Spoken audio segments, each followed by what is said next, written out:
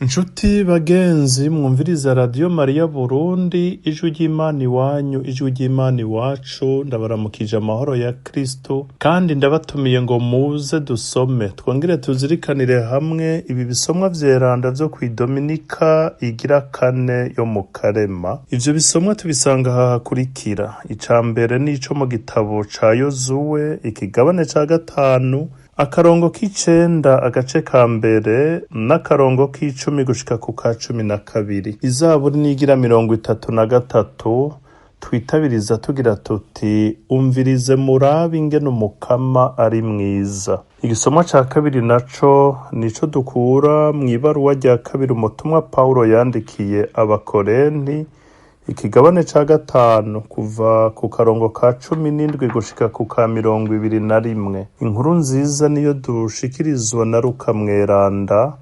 ikigabane ni ca 15 kuva ku karongo ka mbere gushika ku ka gatatu, tugaca dusimbira ku karongo ka 11 tugasoma tuvanya ko gushika ku karongo ka 32. Mukaba muri kumwe na jewe Padiri Gervase Nibogora, ndi muri paruwase yitiriwe umweranda Leonardo muri diocese ya Edmundston muri province ya Nouveau Brunswick mu gihugu ca Canada. Igisomwa ca mbere. Ivyo dusoma mu gitabo ca Yozuwe. Umunsi umwe umukama yabwiye Yozuwe ati: uyu munsi ndagukuye kw'iceyi mwanduye mu Misiri. Abanyisirayeli baraheza bashinga urusago i Giligali mu kiyaya ca Yeriko. Bahimbaza umunsi mukuru wa Pasika ku mugoroba w'umubagwa wa 14 w'ukwezi. Ku munsi ukurikira Pasika barya ivyimburwa vyo muri ico gihugu, kandi kuri uyo munsi nyene babikoza imikate itagira umwambiro be n'ingano zikaranze. Mu gihe barya ivyimburwa vyo muri ico gihugu, mana ntiyabaye igikoroka. Aho abanyisirayeli baburiye mana, baciye bamenyera imfungurwa za Kanahani. Iryo ni ijambo ry'Imana.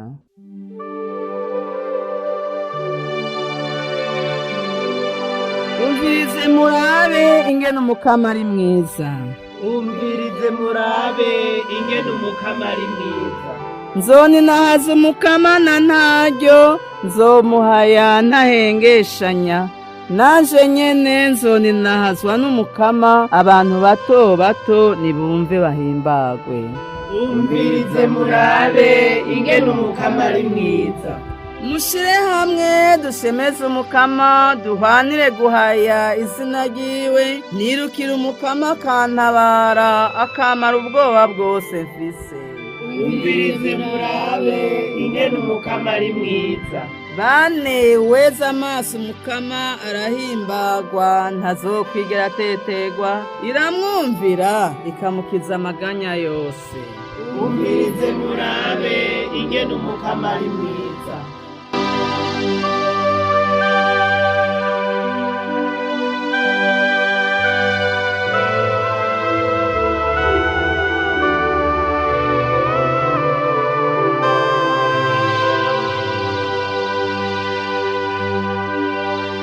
Igisomwa ca kabiri. Ivyo dusoma mw'ibaruwa rya kabiri umutumwa Paulo yandikiye abakorenti. Nshuti zanje, umuntu wese ari muri Yezu Kristu aba ari kiremwa gishasha. Ivya kera biba vyaheze, hatanguye ibishasha. Ivyo vyose rero biva ku Mana yatwuzurije nayo ku bwa Kristu, ikadushinga ibanga ryo kuyuzuriza n'abandi. Nkako nyene Imana niyo yatumye abantu b'isi buzura nayo muri Kristu, ikibagira ibicumuro vyabo, ikongera ikadushiramwo ijambo ry'ubwo bwuzure. None rero ubu duserukira Kristu, vyongeye Imana yonyene niyo ibashikiriza impanuro iciye kuri twebwe. Nico gituma tubasavye kw'izina rya Kristu, nimwuzure n'Imana. Utigeze amenya igicumuro, Imana yamwitiranije n'igicumuro c'abantu kubera twebwe, kugira ngo kubera we dusangire ubutungane n'Imana. Iryo ni ijambo ry'Imana.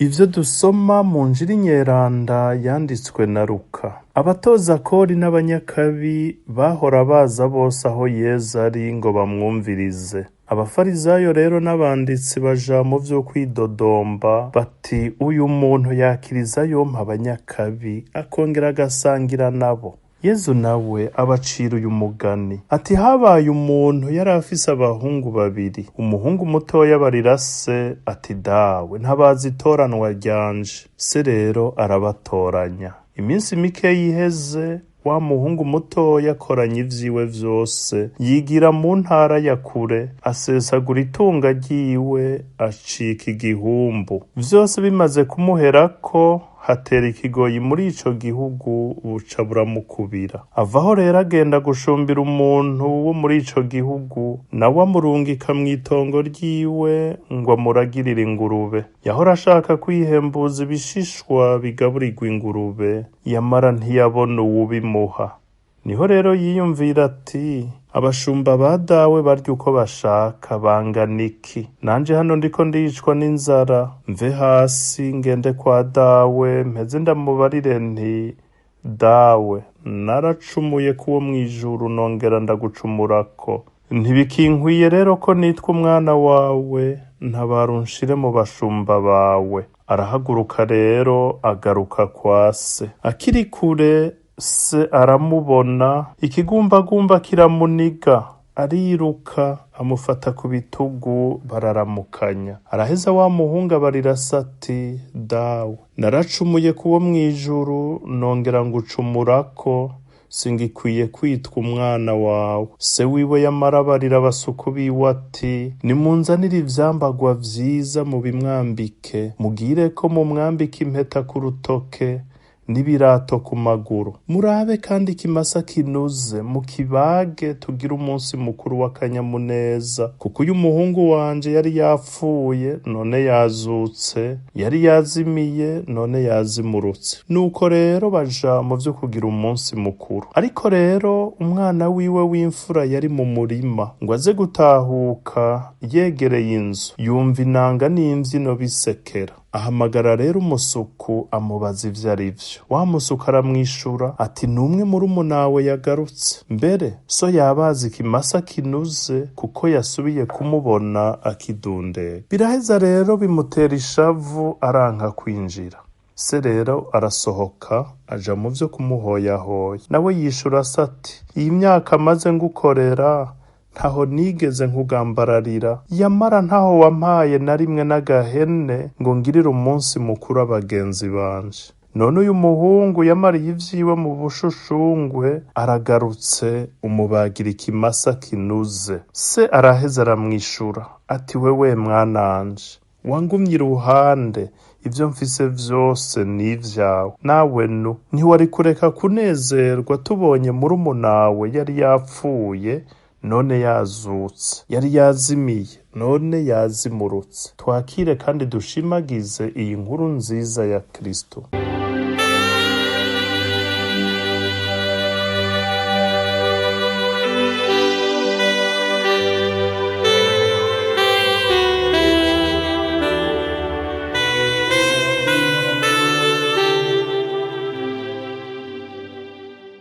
Bavukanye tubanze turabire hamwe muri make ibikuru bikuru bivugwa muri ibi bisomwa vyeranda duhejeje gutega yompi, duce turaba inyigisho twokuramwo zodufasha kubandanya twitegurira neza kuzohimbaza umunsi mukuru wa Pasika twimirije. Mu gisomwa ca mbere Imana yabwiye Yozuwe iti uyu munsi ndabakuye kw'iceyi mwanduye mu Misiri. Ivyo Imana ikabishikiriza ari uko abana b'Isirayeli bari bamaze guhonyoza ikirenge muri ca gihugu c'isezerano. Ico ceyi ni ya marushwa babonera mu Misiri mu gihe bacugwa bufuni na buhoro. Ariko hakaba n'agashinyaguro k'abanya Egiputa mu gihe c'imyaka 40 abanyisirayeli bamaze mu bugararwa. Babakindaga bagira bati mbega ya Mana mwadukangisha iri hehe? Ntimubona ko naho yoba iriho itigeze bakunda n'umunsi n'umwe, kuko yabakuye mu gihugu mwari mufise vyose kugira ngo ize kubatsinda mu gahinga. Imana rero iraciye ako gasuzuguro, irashikanya isezerano mu kubaronsa igihugu gitemba amata n'ubuki bazorima bakimbura. Bavuye muri kahise kabi, batanguye ubuzima bushasha. N'ikimenyamenya c'ubwo buzima bushasha nuko mana itabaye igikoroka, baca batangura gufungura ibifungurwa vy'i Kanahane. Ico Imana ibiteze ko rero nuko nabo borangwa n'umutima mushasha, umutima w'itoto atari nk'umwe waranga abavyeyi babo. Ubona ko benshi muri bo baguye mu bugaragwa kubera kugerageza Imana, bakayifatira mu gahanga, bakayidogera, mbere no kuyituka bakayituka. Imana rero vyose yama ibigira bishasha, no muri Yezu Kristo vyose biba bishasha. Nico Pawulo mweranda yatubwiye mu gisomwa ca kabiri, ati umuntu wese ari muri Kristo aba ari ikiremwa gishasha, ivya kera biba vyaheze, hatanguye ibishasha. Igituma vyose biba bishasha nuko Imana idatara mu nda, nuko iduhanagurako akabi kose, ikaduha inema zayo. Muri Kristo twaranywanye rwose n'Imana, kuko yemeye kubabara ku bwacu, yemera gupfa mu kibanza c'abacumuzi. Pawulo ati turabasavye kw'izina rya Kristo nimwuzure n'Imana. Mu Mana nta bishaje bihaba, vyose vyamara ibishasha. Kugira ngo rero tugume mu buzima bushasha, dutegerezwa kuguma mu bunywanyi n'Imana. Uwigiwe kure y'Imana biramugora, nk'uko twumvise vyagoye uyu mwana wo mu nkuru nziza. Vyose vyatanguye abatoza kori n'abanyakabi baza aho Yezu ari kugira ngo bamwumvirize. Bituma abafarizayo n'abanditsi bamwidodombera, kubera yuko batatahura igituma Yezu yokwakiriza yompa abantu nk'abo, akongera agasangira nabo. Mu kubishura rero yakoresheje uyu mugani dukunze kwita uw'umwana w'igishushushungwe. Yamara uwovuga ko ari umugani w'umuvyeyi w'ikigongwe ntiyoba yihenze na gato. Namwe nimwumve. Umwana atana kimwe yarabuze mu muryango, arivumbuye abwira se ngo amuhe itoranwa ryiwe aheze yigenge, ubuzima bugenze uko we nyene abushaka. Yaciye yigira iyo yiyumvira ko haryoshe kuruta muhira, aja gusesagura ivyo ataruhiye. Ariko ntiyatevye kubona ko yihenze. Burya iyo uriko urarya utariko urakora ngo winjize ibindi, naho woba ufise ibingana iki, biratinda bigahera. Nawe niko vyamugendekeye, araheza aribonera ingene kuba kure y'umuryango, kuba kure y'umuvyeyi, na cane cane waramuteye akagere, atakanyamuneza karama bitanga. Naho yahavuye yicuza, akiyumvira icomusubiza muhira kugira ngo apfume aja mu mugwi w'abakinagizwa base, ariko apfe kuronka ico yihembuza. Rero amaze kugaruka, se yapfuye kumubona akiri kure, ikiniga kiramufata, ariruka kumusanganira. Ntiyabanje no kurindira ngo yumve ikimugarukanye, yihuse nyabuna kumugirira isuku ryo ku mubiri, amwambika ibirato vy'umwidegemvyo, amwambika impeta ku rutoke, amugirira umunsi mukuru. Igitangaje rero ni inyifato y'umuhungu mukuru. Amaze gushika muhira yabajije icabaye, bamubwira ko ari murumuna we yagarutse. Vyaranse ko avyihanganira, atangura gutonganya se. Yagiriza murumuna we ko yamariye ivyiwe mu bushushungwe. Mbere nta nubwo yemeye ko ari na murumuna we. Yabwiye se ngo umuhungu wawe. Aho umuntu agacishamwo akibaza ati mbega none ko yari yagumye muhira, atigeze amenya iyo murumuna we yarengeye, iba ariko aramwagiriza yabibonye ate? Ubwo ntariko aramwagiriza ivyo nawe yari asanganywe mu mutima wiwe, akaba atari bwaronka akaryo ko kubishira mu ngiro. Aka nagaciyemwo, ariko turaza kubigarukako. Igihambaye cane rero ni ingene se nawe yamubaye hafi, agatangura kumwinginga amusigurira kugira ngo nawe ntahava amutakaza. Birangira tutamenye ko yahavuye akemera gusangira akanyamuneza k'umunsi mukuru n'abandi, canke ko yoba yagumye anangira umutima wiwe. None rero bavukanyi, nizihe nyigisho twokura muri ibi bisomwa vyeranda zodufasha guhinduka muri iki gihe c'ikarema?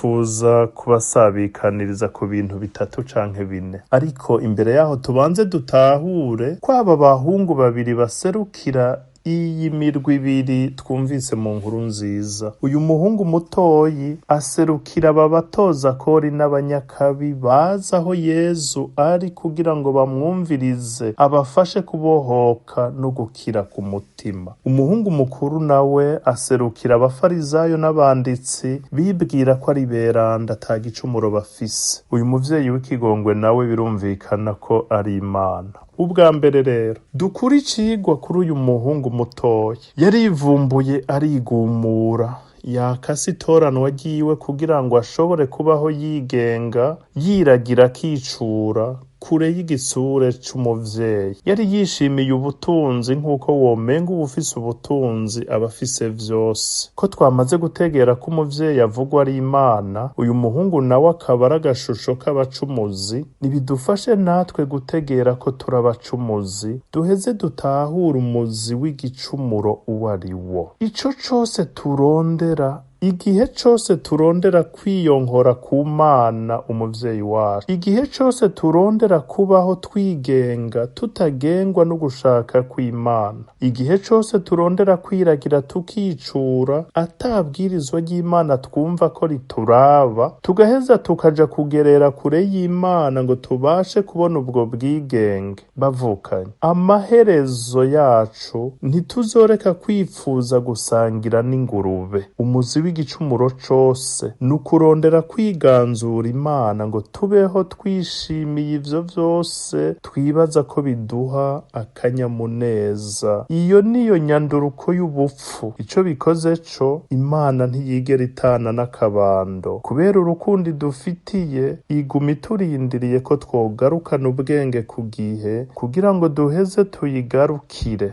Igihe cose dukubise agatima mpembero tugategera ubujuju bwacu, tugaheza tukabona ko twagize nabi mu kuyikurako, yama itwakirana urukundo n'igishika, ikatubabarira itaduharuriye, ikatwakira imaze kutwambika izera. Muri iki gihe c'ikarema, abasuku b'Imana aribo basaseredoti bari ku kivi hirya no hino mu maparuwase kugira ngo buhagire abo bose vyari vyaragoye, babuhagire mu ntebe ya penetensiya. Ni igihe kiroranye rero co kunezereza Imana muvyeyi yari yishwe n'inkumbu, yari yishwe na cane cane n'intuntu yo kubona abana bayo bari barayikuyeko. Ntihagire rero uwopfisha ubusa iki gihe ceranda, ntihagire uwubandanya asangira n'ingurube kandi kwa dawe hari umunsi mukuru. Ingingo ya kabiri yerekeye uyu muhungu mukuru. Ngo yashitse imuhira amaze kumenya ivyabaye, umutima mubi ntiwamukundira kwinjira mu kanyamuneza ku munsi mukuru, ahubwo yatanguye gutonganya se amubwira ko ivyabaye bitari bikwiriye namba. Kumwe abafarizayo n'abanditsi bariko baridogera Yezu ko atarakwiriye kwiyegereza abacumuzi ngo abakire. Akenshi na kenshi natwe bavukanyi turashobora kuba twigenza nk'uyu muhungu canke nk'abo bafarizayo n'abanditsi. Akenshi turashobora kuba twimbira icobo abo twiyumvira ko ari abanyavyaha, tukabacira imanza za Pilato. Uyu muhungu bwa mbere na mbere yihakanye umuvukanyi, amwita ngo n'umuhungu wa se. Bavukanye, inyifato y'uyu muhungu mukuru itwibutsa amabi atagira izina yirirwa araba mu miryango, aho abavukana basharikana bagatana mu mitwe, mbere no kwicana bakicana bapfa amatongo canke ibisigi vy'abavyeyi. Abaza kwicana batangura kwitana ayandi mazina, uwari mukuru wawe canke murumunawe agacika ico ntazi, kandi mwonse ibere rimwe. Uwo mwonse rimwe ugatangura kumwagiriza ivyo utabonye, nk'uku k'uyu musore twumvise yagiriza murumuna w'ubuhumbu kandi batari bajanye ngo abone vy'ukuri ko aribwo yararimwo muri iyo minsi yose atari muhira. Nari nagacishijemo karengira nti hari naho nawe ubwo buhumbu aribwo bwoba bwari mu bwenge no mu mutima wiwe, kuko akenshi ivyo dukunda kurega abandi, ivyo dukunda kwagiriza abandi, kandi ariyo ndwara nyamukuru natwe ubwacu tuba turwaye. Hari abantu rero bakunda agapfa. Uyu muhungu mukuru yari yishimiye kubona asigara wenyene, nico gituma atigeze yishimira ukugaruka kwa murumuna we mu muryango. Niko abantu benshi tumeze, ntitunezerwa nuko abandi bokira. Abari n'ivyo bafise ntibashaka ko bobisangira n'abandi, bashaka kwigungira ko kubera inda ndende. Ivyo kugira babishikeko bakirengagiza ubucuti dufitaniye twese bwo kuba turi abana b'Imana. Aho kubona uwundi mw'ishusho y'Imana ukamubonamwo ubwoko, ukamubonamwo ubugufi canke uburebure, ukamubonamwo intara avukamwo n'ibindi. Ingingo ya gatatu ni uko ibi vyose biri muri iyi nkuru nziza tubisanga mu miryango yacu. Nk'uko k'uyu muvyeyi yakiriza yompi uyu mwana agarutse mu muryango, akongera akinginga n'uyu yivumbuye ngo ntiyosubira kwicarana na murumuna we. Hariho abantu batanezerezwa n'indyane zo mu miryango, bakama barajwe ishinga no kubona bonse rimwe basangira akabisi n'agahiye. Iyo ibere riyaze bakaja hagati bakuzuriza bacanyemo. Nico rero bavukanye natwe duhamagariwe nk'abakristo. Pawulo mweranda yatwibukije ko duserukira Kristo, nitwuzure n'Imana, tubone kwama twuzuriza abandi, tubafashe kuzura n'Imana umuvyeyi wa twese. Hari abandi rero bigenza nk'umuhungu mutoyi bagatera akajagari n'ibigirankana, bagatera imigumuko bafatiye ku maronko. Umwana naho yoba yarashoboye kwironderera akaronka ibimutunga, ntashirwe ngo ni mpaka aronka itoranwa naho atamikoro yoba hari mu muryango. None gabavukanye ko amatongo atera yaga, kandi abayakeneye nabo bakaguma biyongera uko bukeye uko bwije, mubona abavyeyi banyu bazoguma baronka amatongo babasaturira kugira ngo umwana wese asohozwe itongo? Ahubwo ntimuriko muratera amaganya n'ugwimo mu miryango yanyu, musaba ivyo iyo miryango idashoboye? Ego hariho imiryango ikenye vy'ukuri itoshobora kuronka ivy'abana bifuza vyose. Ariko rero ntitwiyobagize kandi ngo tureke gukebura n'abavyeyi nabo bigira basinda bibazwa, bakareka gutunganiriza neza abo bibarutse kandi bari bafise amikoro. Ugasanga nibo bariko bararyanisha abo bibarutse mu kugira bankunzi, hagaca haba umwana n'ikinono. Bamwe bagatoneshwa bakabaha umugabane munini, abandi nabo bakabaha babikura, bigaca bivyura amashari n'inzigo. Abavyeyi bari gito nk'abo bo kwikubita agashi, bakiga kuba abavyeyi beza, bakereka abo bibarutse ko babafitiye urukundo rudacagura ngo habe nyagupfa na nyagukira. Ikindi naco, hari abantu batazi kwigarura ngo bemere gusaba ikigongwe iyo bakosheje. Ego uyu muhungu mutoyi ntawovuga ngo yagarukanywe n'urukundo, ashobora kuba yagarukanywe n'inda, ariko uko biri kose yaragarutse kandi afise umutima wo gusaba ikigongwe. Kuri we no kumushira mu basuku ntasubire kwitwa umwana wo mu